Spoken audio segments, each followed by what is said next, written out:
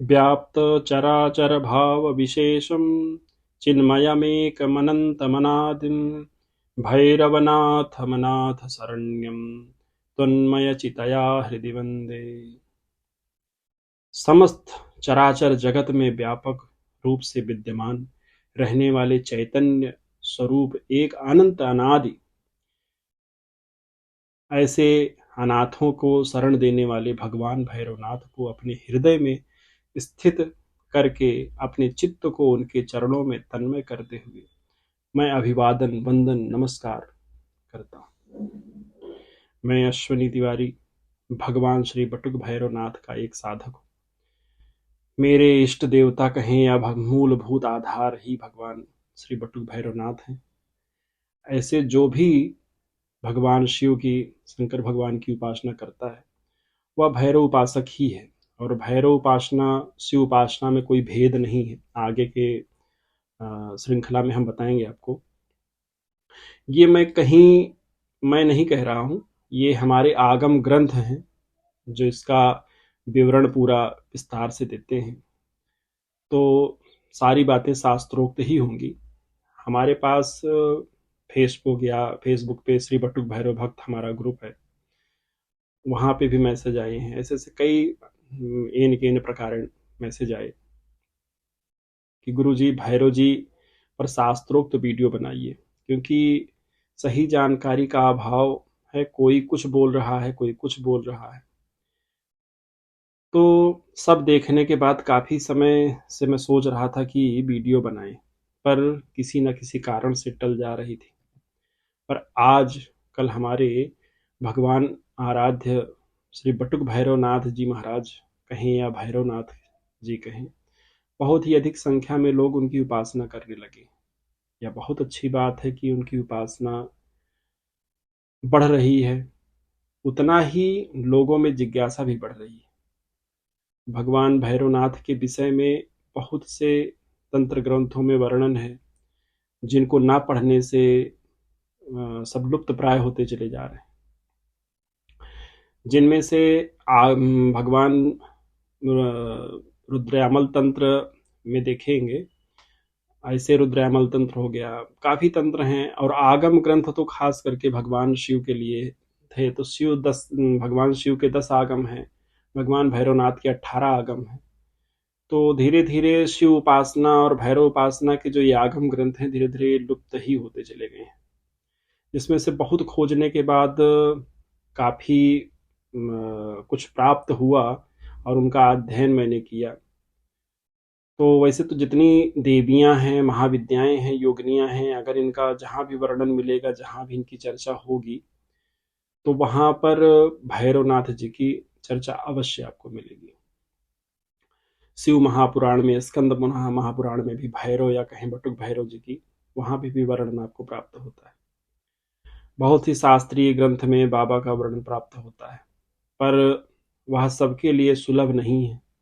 और बहुत से ग्रंथ में देव भाषा में है, मतलब संस्कृत में है। तो क्योंकि प्राचीन समय में जो विद्वत जन होते थे वो संस्कृत ही पसंद करते, तो संस्कृत में ही ग्रंथ होते थे। तो वो भी धीरे धीरे हिंदी का प्रचलन आया और भी भाषाओं का प्रचलन आया, तो वो लोगों के से दूर होते चले गए। और आज वही कारण है कि सारे ग्रंथ लगभग लगभग लुप्त होते चले गए।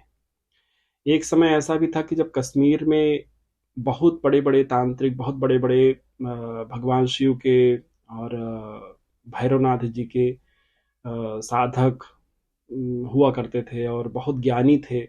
उन्होंने भगवान के शिव जी के और भैरव जी के जितने भी ग्रंथ थे उनको बचा के रखा था। उनकी उपासनाएं बहुत ही आगे बढ़ती चली जा रही थी।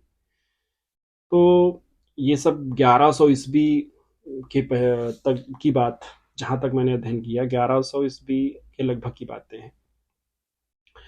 तो अधिक ग्रंथ उन्होंने बचा के रखे थे। पर धीरे धीरे समय बदलता गया। जितनी ही वेग से शिव उपासना, शैव उपासना में ही भैरव उपासना भी आती है और शिव उपासना भी आती है। तो जितने ही वेग से ये उपासनाएं बढ़ रही थी, उतने ही वेग से ये लुप्त भी हो गई।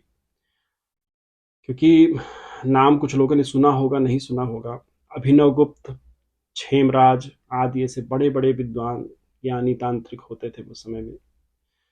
तो अब तो वहाँ पर हिंदुओं का रहना ही या साधकों का रहना ही दुर्लभ है।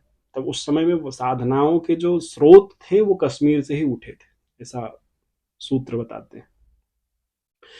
जैसे महाज्ञानी साधक थे, जब जितने साधक भैरव साधना के लिए या उनके विषय में जानकारी बटोरना तत्काल समय में जब खोजते हैं तो यूट्यूब या अन्य माध्यम से गूगल पे देखते हैं, जहां अज्ञानता से भरी जानकारी को दिया जा रहा है। कुछ भैरव उपासना को वैष्णो देवी के भैरव से जोड़ देते हैं, तो उनसे जुड़ी जो भी कथा है उसमें भैरव या बटुक भैरव को जोड़ना एकदम उचित नहीं है, एकदम सही नहीं है। वैसे लोगों की भी गलती नहीं है, जानकारी का अभाव होने से ऐसा होता है। पर हम बता दें कि वैष्णो देवी में जो भैरव हैं वो वहाँ की प्रचलित कथा जो है उसके अनुसार एक तांत्रिक थे, जिनके जिनके दुष्कर्म के चलते भगवती ने उनका सर काट दिया। तो इसी से यह बात सिद्ध होती है कि वह भगवान शिव के अवतार नहीं है, क्योंकि भगवती अपने स्वामी का गला कभी नहीं काटेंगी। जैसे किसी का नाम राम, कृष्ण, दुर्गा, लक्ष्मी आदि हो, तो राम, कृष्ण या दुर्गा, लक्ष्मी तो नहीं हो जाएगा। उसी प्रकार से भैरव नाम होने से कोई भैरवनाथ या शंकर जी या भगवान शिव नहीं हो सकता है। भगवती पार्वती के 10 अवतार हैं, जिनको 10 महाविद्या कहते हैं। प्रत्येक अवतार के साथ भगवान शंकर ने 10 स्वरूप रखे, जिनका नाम 10 भैरव हैं। जैसे काली के साथ काल भैरव। इसी प्रकार से इसके विषय में हम आगे विस्तार से आपको बताएंगे, ये भी एक विषय रहेगा क्योंकि ये बहुत बृहद विषय है। आज मात्र विषय यह है कि भैरव जी पे जो मिथ्या प्रचार है उसका खंडन करना। ऐसे ही कुछ लोग दिखाते हैं कि सवारी आ रही है उनके ऊपर, शक्तियां आ रही हैं, कहने लगती मैं भैरवनाथ हूँ, मैं अमुक देवी हूँ, मैं ये देवी हूँ, मैं ये देवी बोल रही हूँ। यह भी सर्वथा मिथ्या है, गलत है, झूठ है। कोई भी देव शक्ति कभी भी किसी मानव शरीर पर नहीं आती। यह उस देवता की उपास्य शक्ति हैं, जिनका किसी गलत कर्म का कहने का अभिप्राय यहाँ पर यह है कि जैसे साधक के लिए जो भी सटकर्म या जो भी साधनाएं बनती हैं, यह उसके लिए स्वयं के लिए होती है, उसके परिवार के लिए होती है। जब उसको वो धन के लिए दूसरों के लिए प्रयोग करने लगता है, मारण ये इत्यादि क्रियाएं करने लगता है जो कि शास्त्रोक्त नहीं रहती हैं, शास्त्रों में जिसका उल्लेख नहीं है, ऐसी चीजें जब वो करता है तो फिर वह अपनी साधनाओं को छीण कर देता है। और छीण हो जाने के बाद साधना, तो वो फिर जो है प्रेत योनि में चला जाता है। तो जब वो प्रेत योनि में जाएगा तो वही किसी के शरीर पर आकर के कभी भैरव हो रहा है, तो कहीं किसी के सर पे हनुमान जी आ रहे हैं, तो कोई आ रहा है, इस तरीके से होता है। वैसे तो भैरव उपासना जो करते हैं या शिव उपासना जो करते हैं उनकी अकाल मृत्यु नहीं होती। अकाल मृत्यु हरणम संसार भयनाशनम। तो इस तरीके से कभी अकाल मृत्यु नहीं होती। पर इस तरीके से जो गलत कृत्य करेगा तो दंड तो मिलना ही। जब साधना ही आपकी क्षीण हो गई तो कैसे शिव उपासक या कैसे आप भैरव उपासक। ऐसे कुछ लोग कहते हैं कि मैं भैरव जी की सिद्धि दिला दूंगा, इतने दिन में सिद्धि पा जाएंगे, ये पा जाएंगे। तो यह भी पूर्णतः गलत है। बाबा एक ब्रह्म है, ईश्वर हैं, कोई प्रेत नहीं है। और प्रेत की भी सिद्धियां इतनी जल्दी नहीं होती हैं जितना लोग बताते हैं, क्योंकि हमारे पास तो काफ़ी साधक आते रहते हैं, मैंने देखा भी है। तो कितनी कितनी साधनाएं लोग करते हैं जो कि लोगों को नहीं संभव हो पाती। तो जब प्रेत साधनाएं इतनी जल्दी नहीं सिद्ध हो रही तो आजकल ये मतलब भ्रम फैलाना कि 8 दिन में भैरव जी की सिद्धि हो जाएगी, 1 महीने में हो जाएगी, तो ये सब चीज़ें गलत हैं।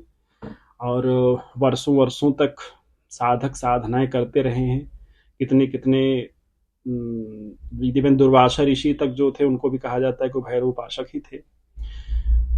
तो इतनी ये ब्रह्म उपासना है। और हम आगे इसका प्रमाण भी देंगे कि भैरव उपासना एक ऐसी उपासना है जो कि आपको भुक्ति के साथ मुक्ति तक देने में सक्षम है। और भगवान भैरवनाथ के 3 स्वरूप हैं, सात्विक, राजसिक, तामसिक। तीनों के बारे में हम आगे बताएंगे, और तीनों में किस प्रकार से साधना की जाती है, क्या साधना का क्रम होता है, और किस साधना से क्या प्राप्त होता है, ये भी हम आगे की श्रृंखला में बताते चलेंगे, और समस्त बातें शास्त्रोक्त होंगी। हमसे जो भी प्रश्न पूछना चाहता होगा, या कोई भी जिसके भी प्रश्न होंगे, वो आगे की श्रृंखलाओं में हम बताएंगे। आप हमें हमारे ईमेल आईडी पर भेज सकते हैं अपने प्रश्न को, और हम आगे पूर्ण प्रयास करेंगे कि उन प्रश्नों को हम जरूर आगे की वीडियो में बताएं। जय श्री बटुक भैरवनाथ।